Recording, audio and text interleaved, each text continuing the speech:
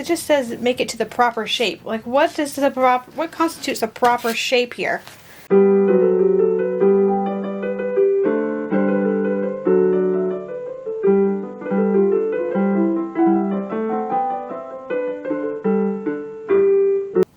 So if you're new here, hi, my name is Caitlin. I teach old-fashioned sewing skills on my channel. Usually we make reproduction clothing. Today we're going to work on doll clothes. So I have this reproduction doll from Annabelle's World. I bought her years and years ago, honestly. And yeah, I made her chemise and drawers. Last month we made her a corset. So that's the first thing that was on the channel for her. And we're going to make her some skirt support. So, I have an 1869... Actually, I don't know what kind of book it is, but it has like exactly how to make all these doll clothes. And this is a later 1860s doll. We're going for like 1865 to like 1870 with her. So that's like right in our little time frame there. And so I figured we'd use that. Now it does say to have an under petticoat, a hoop skirt, and the over petticoat basically.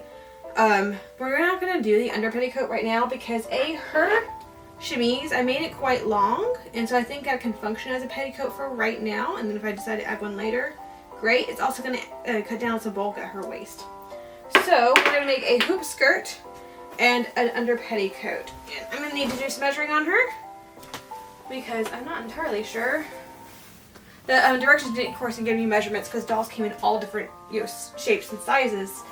And so it basically just said, yeah, make it to the proper length of your doll. And you're like, well, that's not helpful. But I know what hoops are supposed to, or where they're supposed to end on the body because I've seen images of women in hoops. So I know where they're supposed to hit. And I think we just measure that and the doll will be fine. Okay, so the book I found it in is actually the Home Book of Pleasure and Instruction.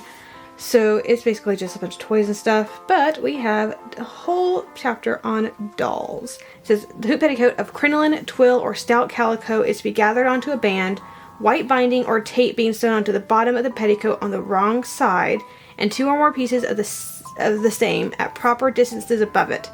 Into these, fine bonnet wire or thin strips of whalebone for a large doll are to be run. The ends firmly secured by a small piece of binding sewn over them. So we'll measure from her waist, which is roughly here. Oops, that's my phone, we're fine.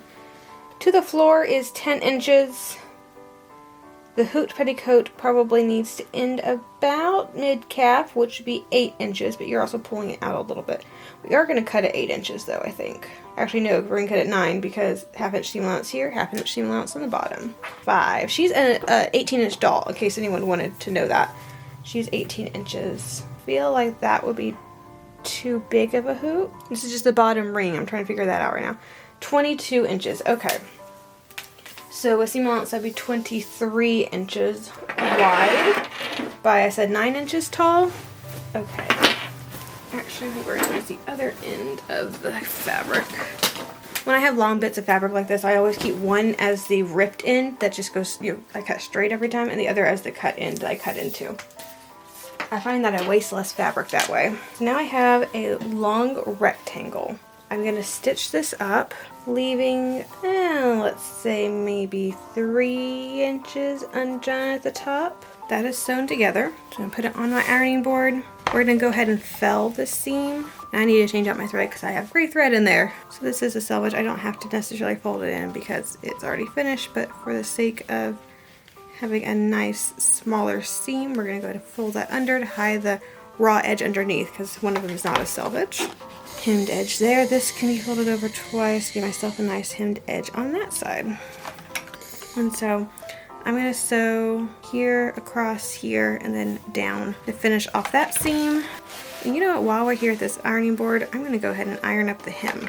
Because again, we're going to put a piece of twill tape on the very bottom so that we can encase the boning. Which, by the way, I have not found my bonnet wire. I don't know where it is. I have 2 rolls of millinery wire somewhere in this house and I cannot find it.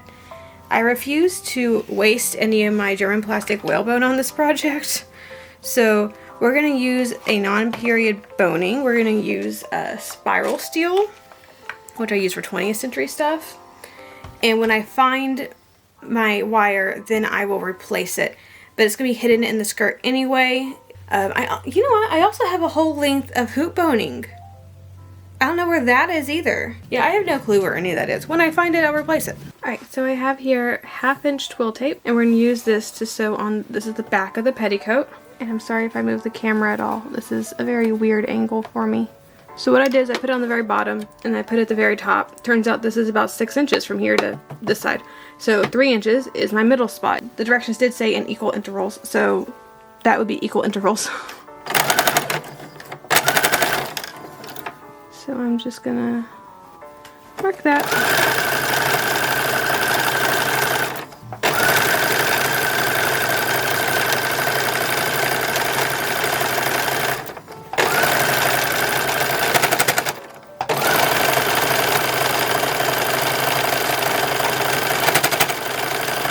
Alright, I have one more up here to do. I'm not going to film that because this is a very awkward angle.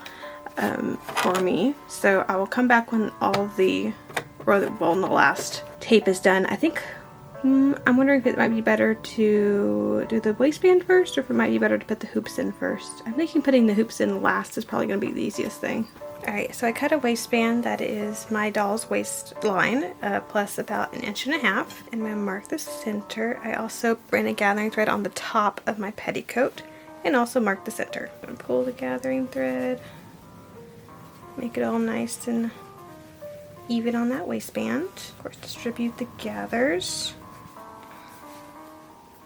so it's fitting very nicely. And I think, yes, we'll do stitch that by machine, do all the handwork like whipping down the waistband, buttonhole. Wait a second, I don't want to do buttonhole in this. I want to do ties because it's less work, faster, and the button and buttonhole is going to add a good bit of bulk, and I think we already have enough bulk going on at her waistline. I'm going to sew that on machine. We'll go ahead and do the handwork and do the rest of the things as we discussed. I probably could do this by machine, but in the period these were usually done by hand, so I'm doing it by hand. Although maybe the doll stuff was done by machine. Doll stuff is something that I struggle with just because I've never seen original doll clothes. I've seen plenty of original dolls, but they've all been in clothes that were made sometime later, like 1880s up to the 1920s. I've never seen how doll clothes are put together. I know they weren't often put together in the same manner women's dresses were, just because time crunch and they weren't expected to, you know, be worn as heavily. And of course you're not doing like any work in them, they're just being played with for a few hours a day. It's just something I've never seen in person, so I don't know how exactly things were done. I'm just using historical techniques that I know from women's stuff, and then taking clues that I might have from, say, that book I was reading. But even for instance, like, this is not how you would put together a hoop skirt. Like, most people were not making their own hoop skirts at home. They were buying them ready-made. They were fairly cheap, very easily available. You weren't generally making hoops at home. I also love this is a 69 source, and we're not doing an elliptical hoop. We're doing a circular hoop, which is pretty obvious just by the way, you know, you're cutting a straight rectangle, and like there's no way it would ever be elliptical just based on how it's being put together. But I do find it interesting how in 1869 we're still putting circular hoop skirts on dolls, even though women aren't wearing them. Now we're going to attach ties. I just had a length of 1/4 inch twill tape, and I cut it in half. That's just what I had, so there's no wastage. It ends up being 8 inches long, in case anyone cared. Best I can, anyway. We'll see how this works. Just gonna go back.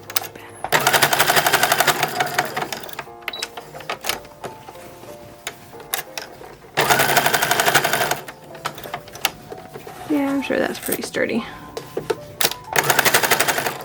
Alright, now we get to the fun part, which is putting in the rungs. Alright, we have a little hoop skirt. I'm going to measure exactly what this is. It's 11.5, 23, which I guess is what I measured it to be. And we're going to add about 1 inch to that, and this is my boning. So we need to cut it 24 inches. Where's the other end? Because this end is buried and I don't know if I can get it out. Who knew that the hardest part of this project was going to be getting the boning I need out from its little ring.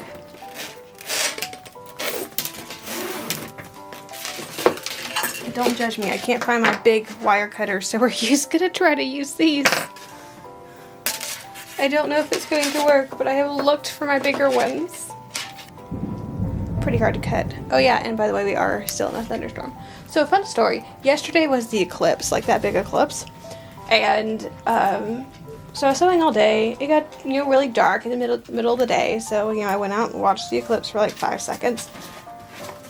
Then it got light again, and I went back inside, finished my sewing, went to go film. It's like I needed to do like an outro.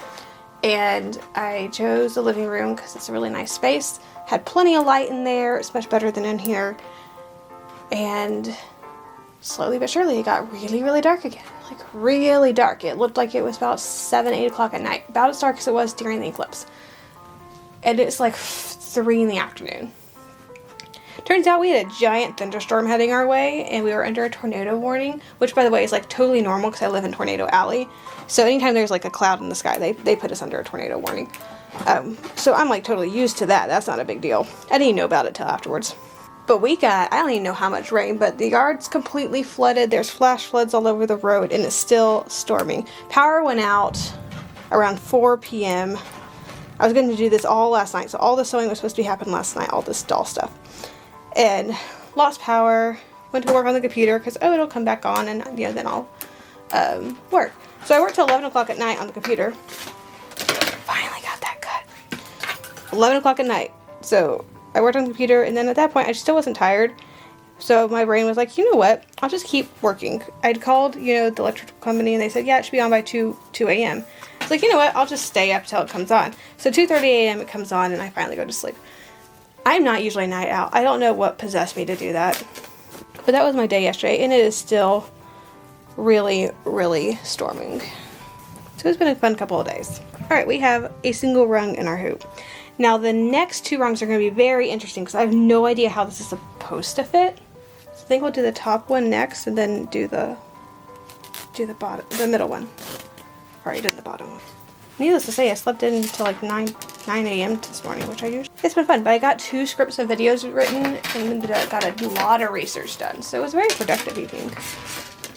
Alright. How do I want to do this?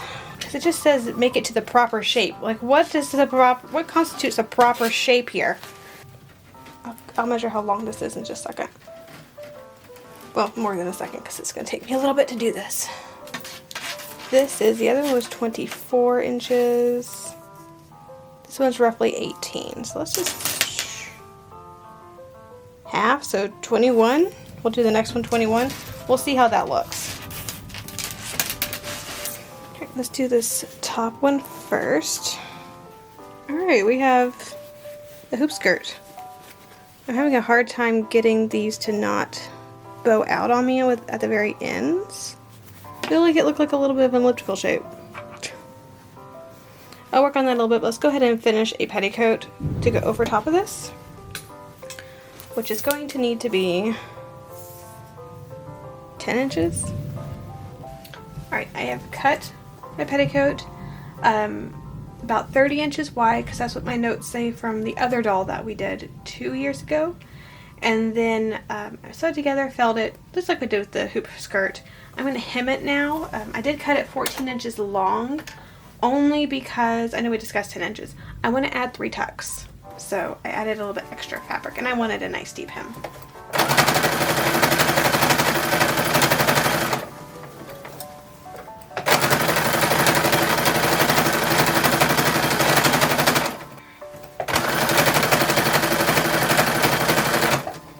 And for the tucks, I'm going to do 3 of them. I'm going to do them 1/2 inch wide, and I marked them 2 inches apart. So this is the center of each tuck is 2 inches apart from the other.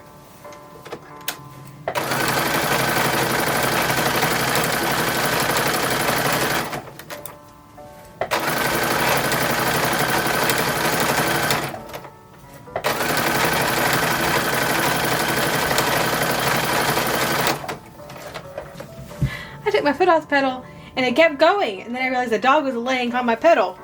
She doesn't particularly like storms, so she's trying to get as close to me as possible, which I'm fine with. That was just the wrong spot.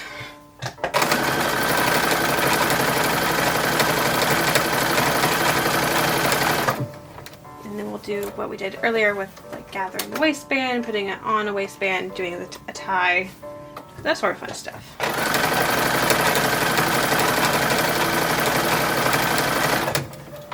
Alright, very last step. Let's go ahead and put on the ties. And no, I'm not bothering to close off any of the, or fold under any of the raw edges. I've seen too many tied garments with kids' clothes and realized they just left them like this to care.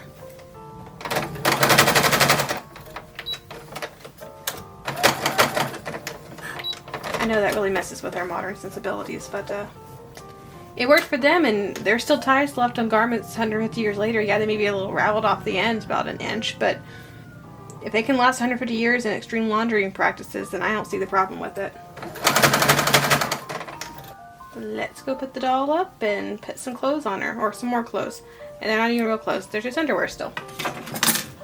We gotta turn it inside out first, or right side out, because this is technically the correct side. So now we have a completed hoop skirt.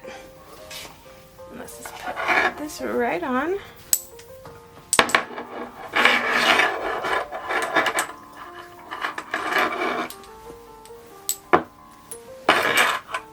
Waist is a little big, but that's what I wanted. I want it to sit on her hips just a little bit more. Oh, look at that. And the beautiful finished petticoat with the tucks. I thought that was a good addition. So the original did say if the doll is to look smart or nicely dressed, you should add a bit of rubbery on glaze or something on the bottom of the hem. And so I decided, you know what, we'll add tucks. And that'll be our nice thing. The whole skirt, I love that. I think it looks fantastic on her. And it's actually a very nice shape. I don't know if that's just the petticoat over top. But you can't tell I was having shaping issues with that hoop skirt at all. Oh, that's nice. Look how beautiful. And now she's fully clothed in underpinnings. We can work on a dress next month. Of course, now you see the reason we wear drawers. And things underneath our hoop skirts. Oh, look how precious. But look how precious. It's a really good size on her. I like that. I like the proportions. I think that turned out really good. I'm very pleased with that crinoline. More so than I thought I would be, considering the boning issues. But it gives her a really nice shape. And I think the petticoat helps soften out any points that shouldn't be there because of the type of boning I had to use. But even when I like pull her up right from sitting, yeah, she looks so nice. It looks like I starched the petticoat and I didn't. I think next month we're ready to work on dresses. I'm not entirely sure what we're going to work on first, whether it be a wool or cotton. I'll have to look through my stash, or even a silk. We could start with the silk. It doesn't particularly matter, but I think she's going to be a nicely dressed little doll. So we'll just continue working on her this year, and then maybe next year I'll find what I did with that cloth doll we started working on and never got to finish. I know it's on this property somewhere. I don't know where. But I think that's about it for our little porcelain doll skirt supports. I think they turned out really well. I'm very pleased with those. And now she gets to get a dress next time. If you enjoyed the video, please make sure to like it and share with your friends. Subscribe to the channel if you're interested in more 19th century fashion content. And make sure to click that little bell notification so you're notified anytime I upload a new video. As always, have a fantastic week, and I'll see you back here in the next one.